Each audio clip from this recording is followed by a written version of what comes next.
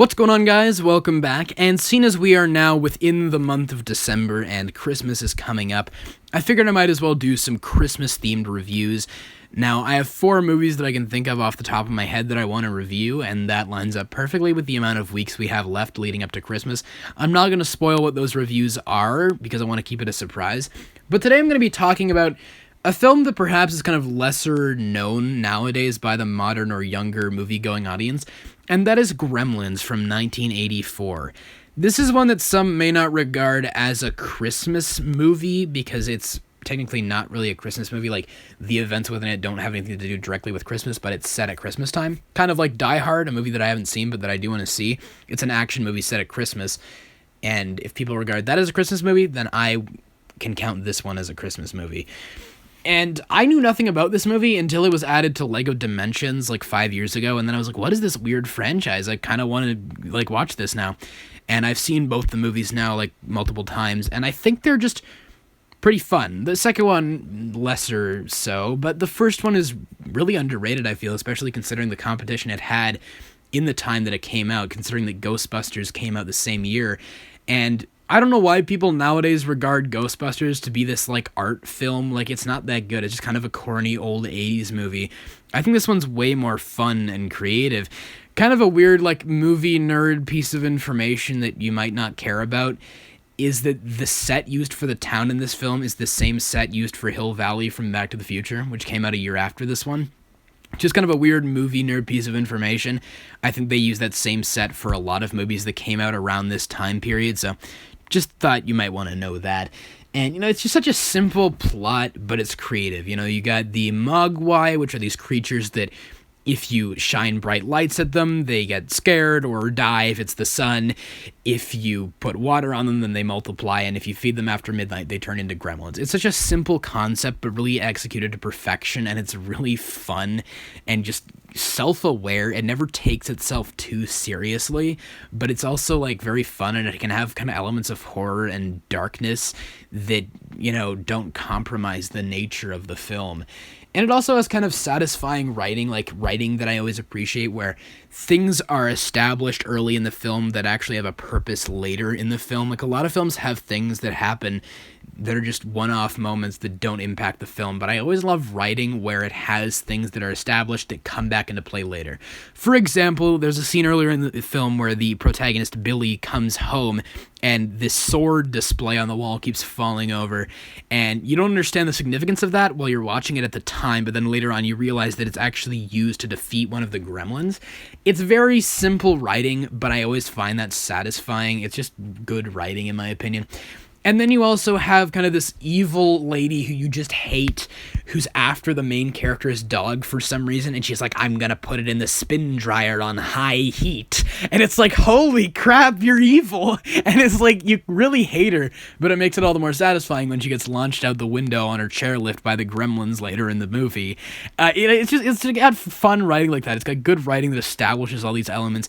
And as I said, it has kind of dark, kind of creepy, or almost horror elements that never interrupt the tone. Like, for example, you have the scene at the end, like the scene when the main gremlin villain guy is getting melted by the sun. It's like kind of violent. Like, it's almost going over the PG-13, like it's melting and it's like its skin is peeling out. It's like a really kind of grim moment that I'm surprised they didn't cut out, because I believe the version that I watched was the extended cut, and the only scene that I think was actually added into that was the scene where the girlfriend confesses to the main character that her father, like, died in the chimney, and the fire department found him later, and he was trying to be Santa Claus, but he broke his neck and, like, died. It's really dark and, like, kind of sad, but I find it weird that that was too gruesome to be included in the theatrical cut, but that somehow the gremlin melting scene was not. I don't know, it's just kind of weird to me. But yeah, it has these kind of dark, creepy elements. Like, there's blood. The gremlins are scratching people up. It's kind of dark at certain points, but it never interferes with kind of the fun nature of the film, because it's very self-aware about how goofy and weird it is. And something else I will say as well is that the gremlins and, you know, the Mogwai, Gizmo, the puppets for them are really good. Like, they hold up really well, and I buy them as being real creatures. If this was a reboot or remake that they made like nowadays, they would just be disgusting CGI blobs that look terrible.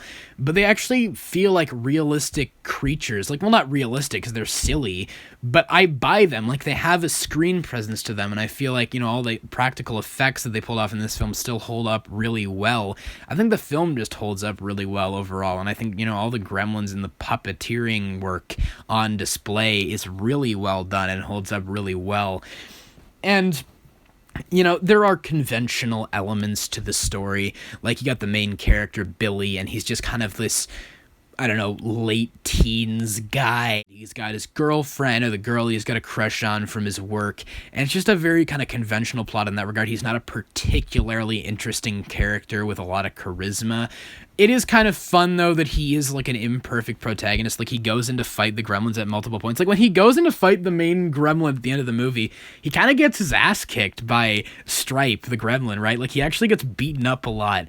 And it is kind of fun to see that, like, he's not like the perfect hero guy. Like, he actually gets beaten up a lot, which I kind of like. Like, his mom was honestly more of the action hero than he was. His mom took out like 5 Gremlins. He can't take out one.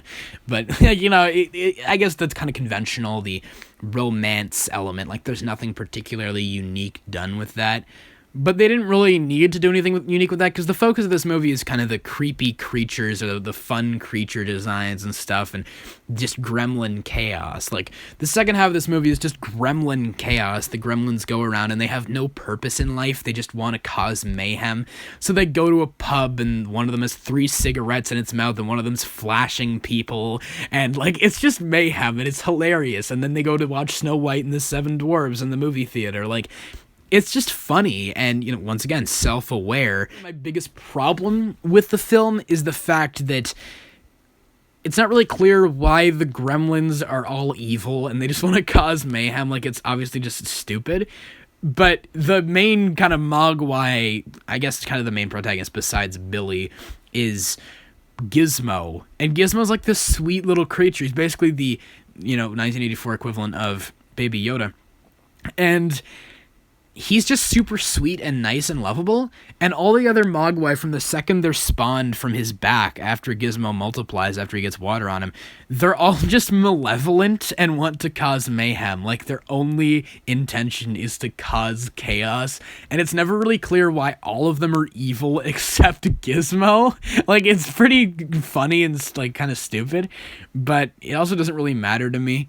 Like, it just has so many funny reoccurring elements. Like, the main character's father is this inventor, but all his inventions are terrible. Like, he has this orange juice peeler, and when he puts an orange in it, it just starts exploding, and then he cuts back later, and the entire, like, room is covered in orange juice. It's so funny, this movie. It's so self-aware and funny, and it's just well written, I feel. It's got good kind of puppets, and it's just kind of like a simple plot, but done to perfection. It's got a weird, kooky, creative concept, and I just love this movie. It's very rewatchable.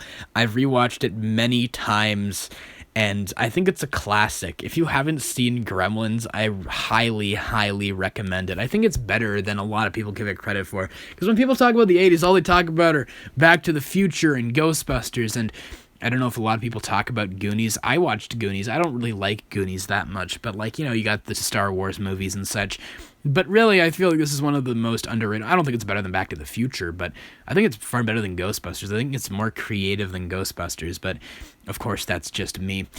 With all that said, that's pretty much all I have to say about Gremlins. It's not a particularly deep film, once again, but you can very much see where a lot of films nowadays take inspiration from it. For example, I talked about Attack the Block recently, the film from 2011 with John Boyega, and you can really see kind of the inspiration in the plot, and the resolution of the plot in that film was definitely taken from the Gremlins.